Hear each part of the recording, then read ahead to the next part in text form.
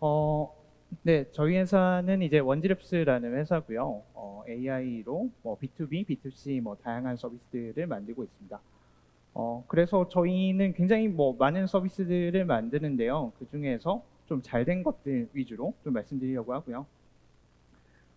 여러 개 중에 최근에 굉장히 저희가 집중하고 있고 잘 된 것들이 이제 마이타로라는 서비스예요. 대충 보시면 딱 어떤 느낌인지 아시겠죠? 이제 AI한테 이제 타로를 물어보고 이런 식으로 이제 점수를 보는 그런 서비스고요. 3월에 출시해서 굉장히 성공적으로 잘 서비스를 하고 있고 지금 10만 이제 누적 가입자가 좀 넘었고 다행히 이제 뭐 저희가 집계한 거긴 하지만 구글 플레이와 앱스토어에서 이제 매출 1위를 달성을 하고 있습니다. 물론 이제 저희가 뭐 추산한 카테고리 기준이긴 하고요. 그리고 이제 미국과 일본에도 이제 출시를 하려고 준비 중에 있습니다. 간단히 어떤 서비스인지 좀 말씀드리면요. 이런 이제 컨텐츠들 위주로 일단 되어 있어요. 그래서 유저들이 컨텐츠를 일단 고를 수 있고요. 그래서 고른 컨텐츠들 기반으로 본인이 이제 직접 이렇게 고민을 입력해가지고 답변을 이렇게 받아볼 수도 있고요. 혹은 이렇게 채팅식으로도 이렇게 그 답변을 주고받을 수 있습니다. 그래서 저희가 그 3월부터 혹은 제일 처음 이제 프로젝트 시작은 한 2월 정도일 텐데 2월부터 한 8개월 정도 계속해서 이렇게 제품을 개발해 오고 있는데 그 각 단계별로 저희가 어떤 아키텍처와 어떤 실험을 통해 가지고 제품 개발을 만들어 왔고 그 사이에 어떤 좀 이런 성과들을 만들었는지 그런 것들을 좀 보여드리려고 합니다. 네. 요게 저희 첫 번째 모습이에요. 첫 번째가 저희가 CMS와 이제 실험을 했었던 첫 번째 모습이고요. 요거는 이제 2월 정도에 이제 베타로 실행했었던 모습이에요. 그래서 보시면 이렇게 질문을 합니다. 이렇게 질문을 하고 카드를 뽑고 결과를 이렇게 풀이하는 이런 구조예요. 그래서 지금 GPT를 생각해 보시면 대충 이렇게 머릿속으로 어떻게 만들어졌는지 그려지실 것 같아요. 여기에서 입력한 거랑 여기 카드 정보를 GPT에 던지면 뭐 대충 GPT가 이렇게 말이 되게 해주겠죠. 그래서 저희가 요거를 외부로 만들었어요. 정식 서비스 런칭 전에 외부로 만들어 가지고 2월에 빨리 올려 가지고 테스트를 해봤는데 굉장히 반응이 좋았어요. 그래가지고 요거를 이제 앱으로 만들어도 되겠다라고 이제 생각을 하게 된 거죠. 그래서 이 구조를 보시면 이런 구조예요. 지금 아마 굉장히 많은 서비스를 만드시는 분들이 이런 구조를 만들고 있으시지 않을까 싶은데 이 구조의 이름을 저는 일단 임베딩이라고 지었어요. 그리고 보시면 GPT를 보통 모델을 고르죠. 모델 뭐 GPT-4나 GPT 3.5나 뭐 이런 것들을 고르고 뭐 ADA를 고를 수도 있고 그 다음에 여기 메시지 영역이 들어가는 게 보통 프롬프트 엔지니어링의 영역이라고 부르는 막 이런 것들을 적죠. 그다음에 뭐 파라미터 뭐 템퍼레처나 뭐 이런 중복 설정이나 이런 이제 세부 파라미터 조정을 하죠. 그래서 유저 입력 값들을 이 메시지로 이렇게 치환을 딱 해가지고 GPT에 던지면 GPT가 굉장히 이렇게 답변을 잘 해준 것들을 이렇게 보여주는 이런 구조가 굉장히 많이 쓰는 구조였고 저희도 이런 구조로 처음 시작을 했습니다. 그래서 이런 구조로 성공적으로 이제 컨텐츠를 만들어서 배포를 했고 그래서 이거 되겠다 싶어가지고 앱 서비스를 만들었습니다. 그래서 앱 서비스는 이렇게 좀 갑자기 귀여워졌어요. 갑자기 이제 10대 향으로 좀 테스트를 해보자라고 해서 근데 앞서서는 그냥 하나의 이제 고민마라고 하는 것들은 너무 단순하니까 좀 골라서 이렇게 할 수 있도록 하자. 뭐 오늘의 운세나 뭐 금전운이나 아니 뭐 썸을 타는 거나 이렇게 좀 골라서 할 수 있도록 하자. 그리고 이런 것들을 어드민으로 빼가지고 이렇게 좀 설정할 수 있도록 하자. 이런 식으로 만든 게 페이즈 2였어요. 2단계. 저희가 템플릿이라고 부르는 단계였어요. 그래서 이 단계는 어떤 거냐면 이런 단계죠. 이제 그 GPT 템플릿이 여러 개예요. 그래서 유저들이 어떻게 하는 것들은 똑같아요. 고민 입력하고 정보 입력하는 건 똑같아요. 대신에 하나 더 들어가죠. 그 전에 어떤 템플릿을 할지는 유저가 먼저 셀렉션을 하는 거예요.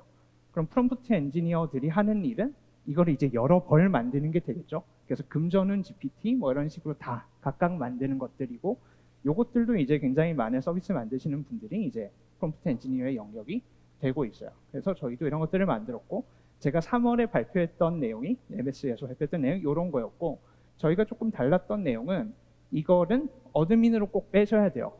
왜냐면 이거를 만드실 때 이거를 앱에 박아놓거나 서버에 박아놓는 경우가 많은데 생각보다 프롬프트 엔지니어링은 굉장히 튜닝 작업이 많아요. 그래서 유저 결과 보고 튜닝을 많이 해야 되면 이거를 절대 그 코드에 박아 놓으시면 안 돼요. 그래서 꼭 데이터로 분리해서 어드민으로 수정을 해야 된다라는 얘기를 3월에 했습니다.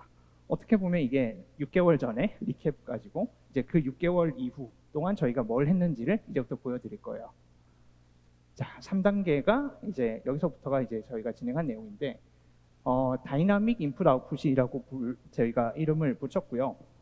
어떤 거냐면 여기서의 아이디어는 그거였어요. GPT가 이제 4가 되면서 엄청 똑똑해졌잖아요. 그러니까 얘한테 뭐든 물어볼 수 있는데 굳이 우리가 타로만 물어볼 필요가 있을까?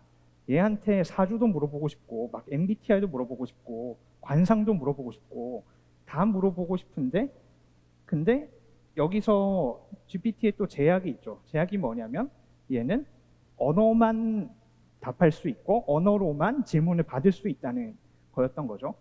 그러면 중간에 우리가 전처리랑 후처리만 잘해주면 얘가 뭐든 답해줄 수 있지 않을까라는 게 아이디어였어요. 그래서 지금은 저희가 관상도 봐주고 사주도 봐주고 MBTI도 봐주고 뭐 연애 상담도 해줘요. 그래서 아웃풋으로 보면 관상도 봐주고 사주도 봐주고 다 봐주잖아요. 이런 식으로 바뀌었습니다. 그래서 구조가 어떻게 되냐면 이제부터 좀 살짝 복잡해지죠. 인풋 템플릿들이 여러 가지가 있어요. 이것들은 웹 템플릿들로 되어 있습니다. 그래서 어드민에서 이런 템플릿들을 얼마든지 만들 수 있어요. 쭉 만들고 나서 메시지 제너레이터라는 애가 있습니다. 얘가 어떤 거냐면 결국 스트링기파이 하는 거예요. 사진 데이터가 들어오건 MBTI 데이터가 들어오건 뭐가 들어오건 GPT가 이해할 수 있는 형태, 결국 문자열 형태인 거죠. 문자열 형태로 패치하는 애인 거예요. 그래서 이걸 패치해서 특정 이제 템플릿으로 던지게 됩니다.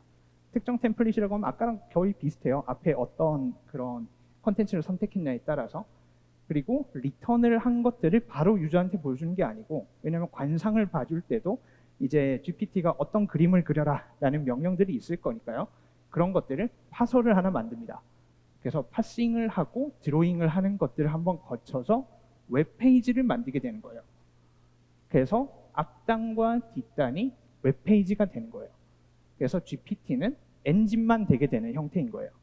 그래서 이런 형태로 되게 되면 이제 앱 업데이터 없이 혹은 개발자의 도움 없이 인풋 아웃풋 GPT 템플릿이 CMS에서 생성 및 수정 가능하게 되는 거예요.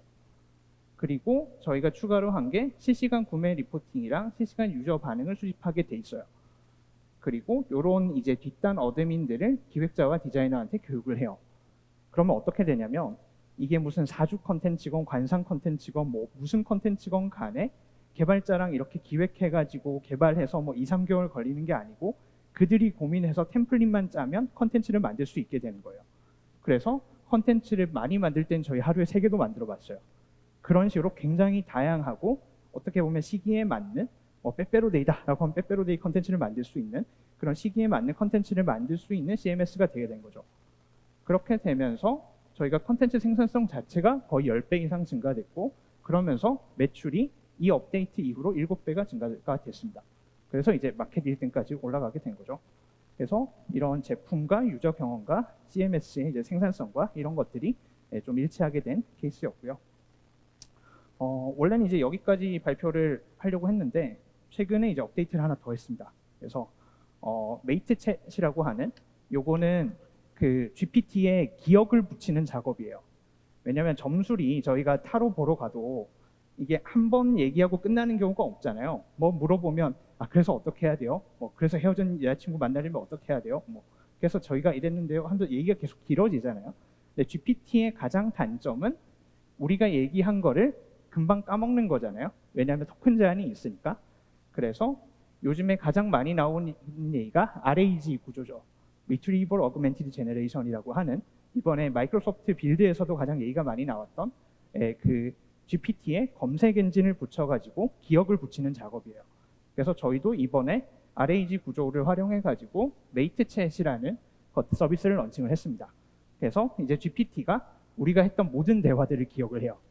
그래서 이런 대화들을 바탕으로 이렇게 기억을 하고 그런 것들로 점수를 계속 봐주는 거죠. 이런 서비스를 런칭을 했고요. 네. 그래서 RAG 구조를 잠깐 보여드리면 이렇게 유저가 질의를 하면 Cognitive Search라고 하는 그 검색 엔진에 먼저 질의를 하고요. 질의를 하고 온 결과를 이렇게 GPT에 던지는 이런 구조예요. 네, 그래서 이거 마이크로소프트 Cognitive Search 써보시면 진짜 이게 GPT를 위해서 만들어졌구나 이런 생각이 들 정도로 굉장히 잘 붙습니다. 그래서 써보시고 이런 구조들을 한번 활용해 보시는 게 좋고, 이건 제가 만든 장표는 아니고요. 마이크로소프트에서 따왔어요. 네, 그래서 써보시면 되는데, 근데 이걸로 만들어 보시면 약간 부족함이 느껴지실 거예요. 이게 왜냐면 검색 엔진이라는 게 그 처음부터 GPT만을 위해서 만들어진 게 아니에요. 그래서 이게 뭔가 아쉬움이 있어요.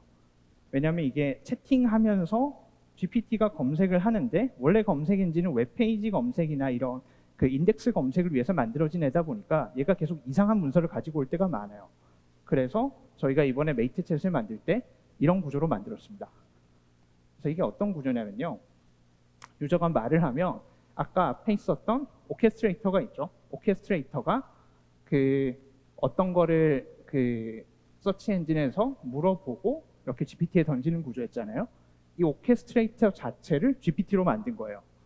그래서 이거는 이제 랑체인이라고 하는 라이브러리에서 아이디어를 좀 차용해 온 건데요. 무슨 말이냐면 물어보면 GPT가 전략을 짜요. 그 메이트랑 대화를 할 때 이 대화의 답변을 어떻게 해야 될지에 대한 전략 짜는 GPT가 있어요. 그래서 이런 게 들어오면 일단 이런 기억을 불러오고 그 다음에 이런 것들을 호출한 다음에 이렇게 조합해서 답변을 하자라고 하는 전략을 짜는 GPT인 거예요. 그래서 이 GPT가 하는 일이 펑셔널 GPT.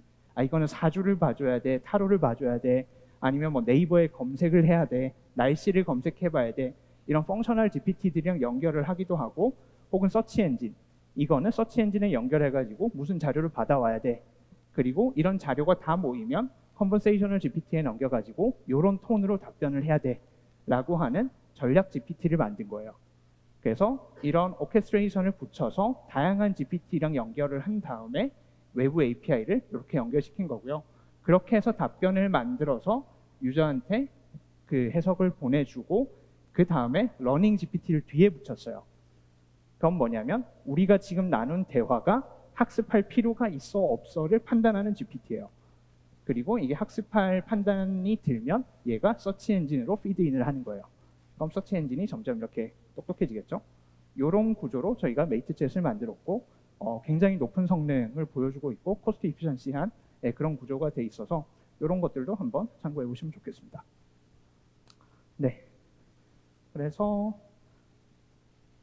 네, GPT 프로젝트를 저희가 굉장히 많고 다양한 방법으로 시도를 하고 있고요. 그리고 애저에 굉장히 도움을 많이 받고 있고, 그래서 제가 팁들을 몇 가지 드리자면요. GPT 프로젝트 하실 때는 이제 애저 오픈 AI 사용은 거의 필수라고 보시면 됩니다. 이게 제가 홍보하려고 그런 게 아니라요. 왜냐하면 멀티 리전이 이제 리전이 진짜 많아졌어요. 애저에는. 그래서 리전별로 안정성이 굉장히 이렇게 확보돼요. 리전을 저희도 굉장히 퍼뜨려 놨거든요. 저희가 서비스를 많이 하려다 보니까. 그래서 멀티 리전을 꼭 쓰셔야 되고, 리전별 쿼타를 주거든요. 그래서 리전을 늘려놓으면 전체 쿼타가 확보가 됩니다. 그래서 애저 오픈 AI를 좀 쓰셔야 되고, 그리고 API 버저닝을 제공을 해요. 그래서 저희가 서비스를 하다 보면 API 버전이 달라지면 뭔가 전체 서비스 업데이트하는데 굉장히 어려움이 많은데, API 버저닝을 제공하기 때문에 애저 오픈 AI를 쓰는데 굉장히 장점이 많아요.